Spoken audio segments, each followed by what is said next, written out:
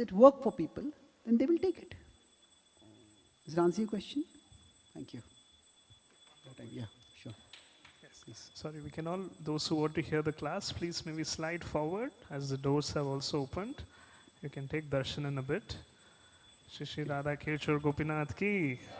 Okay, so we'll have one question from here, and if everyone can keep the question short and crisp, that'll be helpful. Thank you. Hare Krishna Prabhu, thank you so much for the wonderful lecture. So because of Srila Prabhupada's mercy, we have this really good community in which all the Vaishnavas are supposed to glorify each other, and they're really good in doing that. They're excellent. Like somebody is glorifying some other Vaishnava.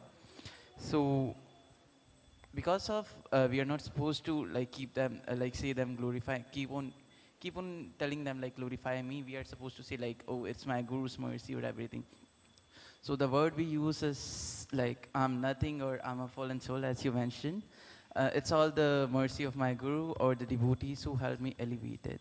So as you mentioned now, so I feel like somewhere it was between like humility and low self-esteem when we say that. So what should be the right approach for this situation? What should we say? See, I'm not saying that there's anything wrong with the statement, I am a fallen soul. The wrong is when there is a far greater emphasis on fallen than the soul. So when that becomes our defining self-identity, that's when the problem comes up. So yes, we are in a particular condition which can be described as fallen, but the point is we are still within the ambit of God's plan. And so when we are saying that, okay, we are able to achieve something, if others praise us, we can say, yes, whatever I am able to do, it's by Guru and Krishna's mercy. That's perfectly fine. So is it low self-esteem? No, it is Krishna can use different instruments, and Krishna has chosen us as an instrument. So that is a privilege. That is something worth treasuring, worth valuing. So we are told we should love Krishna, and to love Krishna means to love various parts of Krishna. So if I love all the parts of Krishna, I should also love this part of Krishna. Isn't that, I love all the parts of Krishna except this part. That doesn't work. So this self-love is not self-obsession. It is not self-indulgence. It is, in one sense, a kind of self-care. That we are divine beings. We are parts of the divine being. In that sense, we are divine potential, at least as parts. So that needs to be respected. So at its core, in the central philosophy itself, bhakti has a place, important place for self-respect. Okay, thank you. Thank you so much, Prabhu. Any question?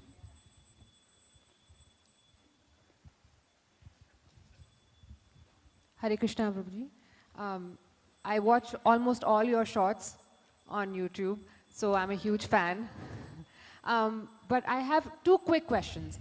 So the first one, when you say we are a part of Krishna or we are in his plan, what could be the plan for Hitler? Do you know what I mean? For Hitler, like for example, or people who are serial killers. You know, I'm a psychologist by profession, and I deal with a lot of people who have mental, I would say, issues. And I'm just wondering, people like Hitler or people like Mussolini or, these people, like what was their plan? And do you want me to do my second question first? Or? Yeah, go ahead. You think answer this first. Yeah. See, when we say God has a plan for everyone, that does not mean that everything that everyone does is God's plan. The two are different things. Because we all have been given free will. So, if some people can misuse their free will, and if they misuse their free will, terrible things happen. So Hitler, by his past karma, had the power to become a leader. So that was something which he was meant to be. But it was by misuse of his free will, instead of becoming a good leader, he ended up becoming a terrible leader. So we also have to have discernment. That's like sometimes people say, everything that happens is good. That's not true. Everything that happens is for good. Bad things happen in the world. And so when Sita was abducted, nobody told her, Jo hua, acha hua. Isn't it? Bad things happen in life. And we cannot deny that they are bad. But there can be good that can emerge from it. So, this is, when we have this divine vision means spiritual vision or divine vision, it is not that we no longer see good or bad. There are people who are doing good deeds, there are people doing bad deeds. Our own actions. That is what I mean. It is that we see longer than just good and bad. Okay, this is good and this is bad. But life doesn't end with this good event or bad event. This person did something terrible, but maybe I did something terrible, maybe this person did something terrible. But no matter how terrible somebody may have done something, that does not throw them out of God's plan. Every action has consequences. Now if you consider, what is this? GPS is what? What is the full form? Yes, it is God's positioning system.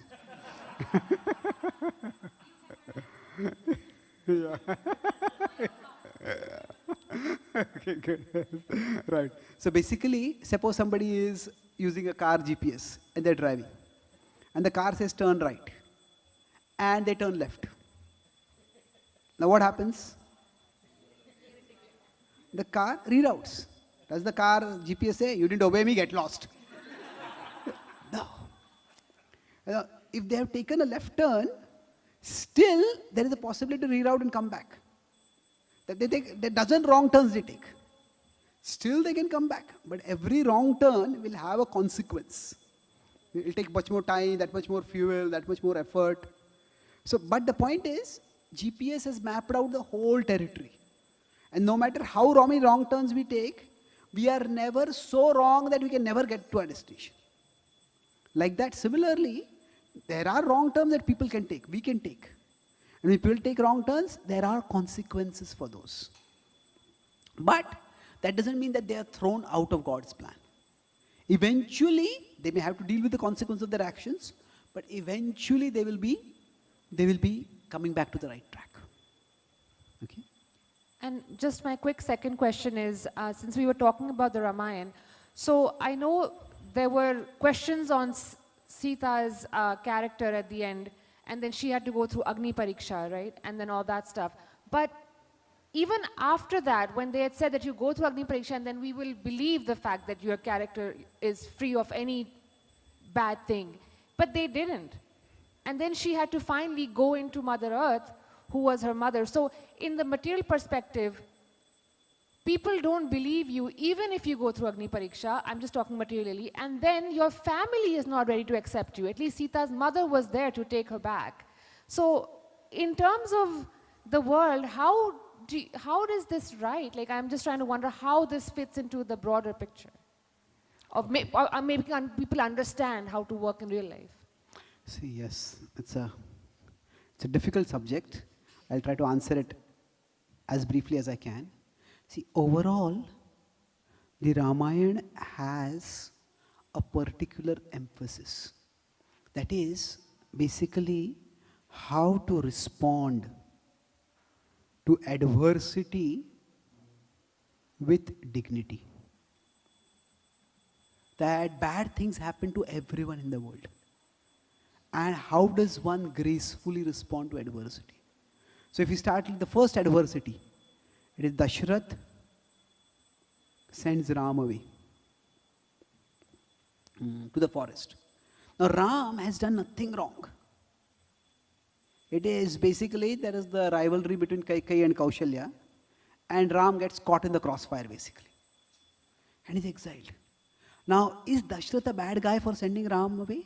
He's obligated. And that shows Ram's selflessness, that he's ready to do that. That same mood of sacrifice, of putting something for a higher cause, giving up something for a higher cause is repeatedly demonstrated. Lakshman doesn't have to go with Ram, he goes. Sita doesn't have to go with Ram, she goes. So, like that, now, similarly, the climax of the Ramayana is Ram has to send Sita away. Now the specifics of why Dashrath had to send Ram away, because he had given his word to Kaikeyi. Well, is your word that binding? And if your wife is demanding that you break your family apart, do you have to do that? We could question that. So in that particular cultural context, for Dashrath, that word was inviolable. So similarly, in that particular cultural context, for Ram, that particular situation was such that he had to send Sita away. Now we can go into the specifics of the cultural context, but that's not the key point over there. The key point is that Sita is not a victim, Ram is not a victimizer. And Ram did not reject Sita because he considered her impure. Because if that were true, then Ram could easily have married again. He was already a king. There was no shortage of potential wives for him. But not only did he not marry again, he also, when he had to perform sacrifices, he kept a golden effigy of Sita with him. Now, if he had considered her impure, why would he have her in the sacrifice which are considered pure activities? So the point I'm making is that just as Ram demonstrates how to face life's unfairness gracefully when he is exiled, Sita also is demonstrating that. And it is the glory of Sita's character that she does that. Now, she is not filled with bitterness. Is she sad? Is she heartbroken? Yes, definitely. But she is not filled with bitterness. She does not poison the minds of Love and Kush against their father. So the point is, it is a sacrifice. And there are certain actions in the Ramayan which are to be emulated. Certain examples, they are to be adopted in our life. Certain examples are not to be adopted. So for example, Sita going out with Ram, that is to be adopted. But Lakshman going out with Ram, no, that was unfair to his wife Urmila for him to abandon. Now that is not necessarily an example that has to be adopted by everyone.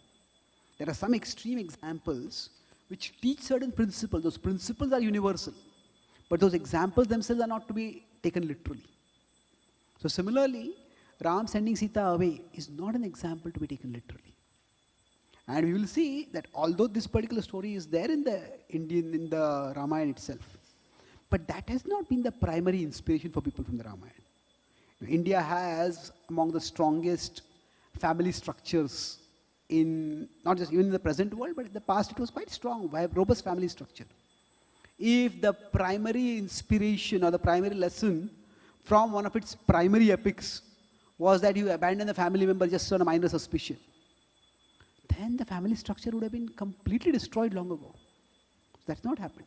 So now coming back to your specific point, that yes, sometimes in this world we will be unfairly accused. And we can try to counter it, but sometimes it's just impossible to counter those things. So then we gracefully accept that and move on with life. Sometimes some things can't be changed in life. So does that mean everything can't be changed? No, it's not like that. Some things can be changed, some things can't be. So that is the lesson over there. The lesson is that when somehow unfair things happen in our life, rather than simply resenting that unfairness, it's okay. Unfair things happen to everyone in the world. So let's move on with life. Okay, thank you. Thank you. Okay, last Hare question. Krishna, Prabhu, Dhanavad Pranam. Thank you for the wonderful lecture. So, as we are time bound, I'll keep it short. I had 3 questions originally, but Okay. so Lakshman had a deep reverence for Mother Sita, and we also know that it was Chaya Sita who got abducted. So, but in one of the lectures, His Holiness Radha Govind Goswami Maharaj said that Mother Sita told Lakshman that why don't you go, and when Lord Ram was already out for search, that why don't you go, and she came to a point and said, you are not going because you want to keep your, like me, to yourself. And it didn't make any sense to me. And So please listen to my question and you may answer whichever is most appropriate. Which battles are not worth wait a fighting? minute. Let's take one question. Like in life, which Let's take this question. So Why did Lakshman say something like that? Why did Sita say something like that to Lakshman? So basically, it's complicated. See, what happened was, her emotional state at that time was a state of turmoil. It was, first of all, she had a desire for that deer. Now that desire was, we could say, an innocent desire. She had been in the forest for such a long time. So let's have this desire as a pet.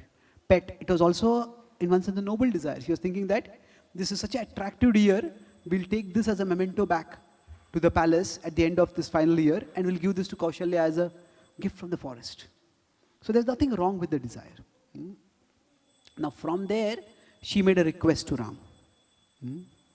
And Ram complied. The request was also completely understandable. Now, at that time, Lakshman expressed some reservation. Hey, maybe this is not a deer, this is a demon in disguised as a deer. Sita said, you're just too suspicious. And Ram also thought that, let me go. Sita has never asked me for anything in the forest much. She's asking, well, let me get it. But then, she thought this is a small thing, okay, you'll just catch this deer and get it. But the deer kept running and running. And then what happened was, her anxiety started increasing. It's like, say, we know a storm is going to come, but we say someone to our family, can you just go and buy this from this grocery shop? And we think it's 5 minutes away, but they're gone for 15 minutes, 20 minutes, 30 minutes, 40 minutes. And then we hear the storm has hit that area. We start becoming worried. Isn't it? And then from that anxiety, when she heard that demon calling out in the tone of Ram, it became panic. She says, Sita, Lakshman. He called Lakshman, called out. That was Ram's voice exactly. He thought, this is Ram. He said, Lakshman, go and help him. And Lakshman was completely unmoved. And he says, now what is happening was, sometimes two people may actually share the same concern. But say, sometimes we are disturbed about something. And we go and tell someone, this is very disturbing. And the other person wants to calm us down. And they remain very calm. So he says, that is not. Lakshman remained very calm. And he said, that is not Ram. That is a demon speaking in the voice of Ram. Sometimes what happens is we are disturbed and the other person wants to calm us down. But when we are disturbed about something and we tell it to that person and that person is not disturbed, then we become even more disturbed about why you are not disturbed. So that's what happened to Sita. He says, why are you not going? He says, no, this is not a demon. This is Ram. This is Ram is safe.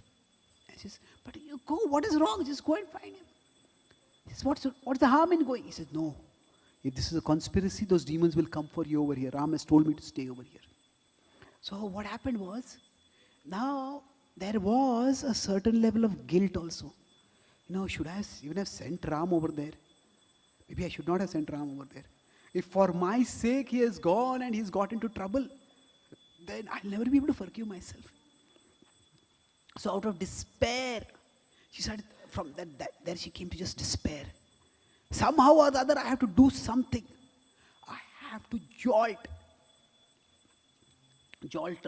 Lakshman to do something.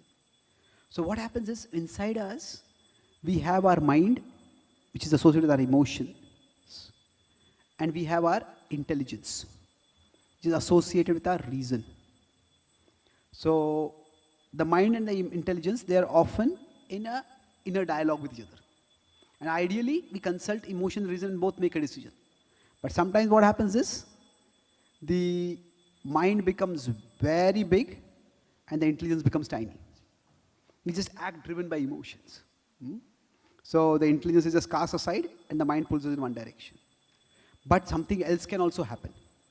Sometimes the mind becomes so powerful that the mind is going in a particular direction and the mind drags the intelligence along.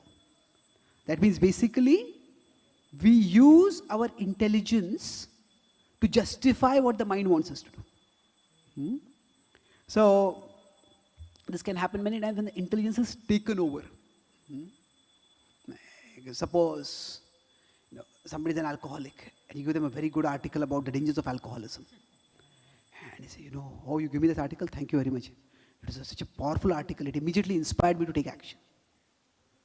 Okay, what is the action? He said, I stopped reading the article. So the idea is, sometimes our intelligence can be appropriated or misappropriated by our mind. So at that time, he started thinking, why is Lakshman not going? She said, what could be the reason? And in that panic, that emotion, she just came up with something. She said, you want me for yourself. And while it was a terrible accusation to make, but if you understand the background, it was understandable why she did that. Just see, making something understandable doesn't mean it is right. But it has to be understood.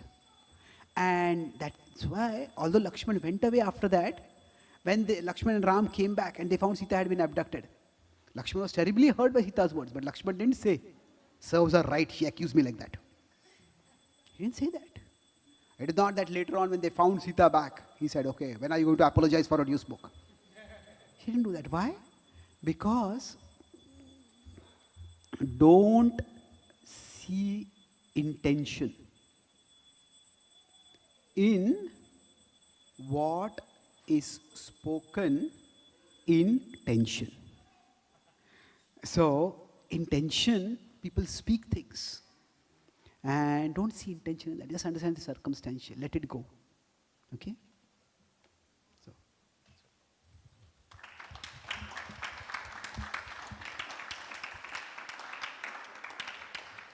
Thank you once again, Caitanya Charan Prabhu, for patiently answering all the questions. I mean, I'm sure we could continue with the Q&A for another couple of hours, and we still may not have enough time. Can we give a big round of applause showing our appreciation?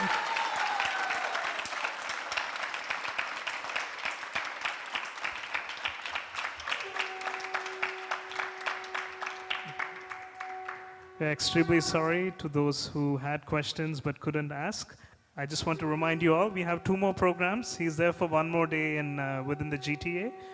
Tomorrow he's going to be speaking at the ISKCON Brampton Temple for their Sunday feast. And that's going to be the 3rd session from Hanuman's journey to Lanka. And that's going to be on overcoming attachment and some practical tools on overcoming attachment. And he's also going to be speaking at ISKCON Toronto for the Sunday feast. That is tomorrow evening at 6:30 p.m. And the topic for that is not being hurt by hurtful words. I think there are a lot of questions around this theme and topic. So I definitely encourage you to attend these sessions if you can. And you'll get to see him again for 1 more day. Prabhu has an extensively busy schedule. I couldn't speak about his bio in detail earlier. That's okay, bro. So see, after a movie gets over, nobody wants to watch the credits. So please come tomorrow to hear his entire bio again and for the talk. But we'll take a few quick minutes to just speak about some of the newer books that Prabhuji has. Prabhu, if you can so much tell of us what about, I spoke today yes, is similar to what is there in this book, Living the Ramayan. About 9-10 incidents from the Ramayan are analyzed and practical life lessons are drawn, just as we did today with Surasa. So this is Living the Ramayan, and then there is a calendar with 365 quotes inspired by the Bhagavad Gita. I had brought a calendar last year. This is a different calendar. So each of these is one quote inspired by Bhagavad Gita. This is related with our topics. In our relationship with God, our outer service depends on our capability, but our inner devotion depends on our availability. So we all have, we may not be able to play particular parts, but we all have a part if we are just available. So those who can't face books, seek shelter in Facebook.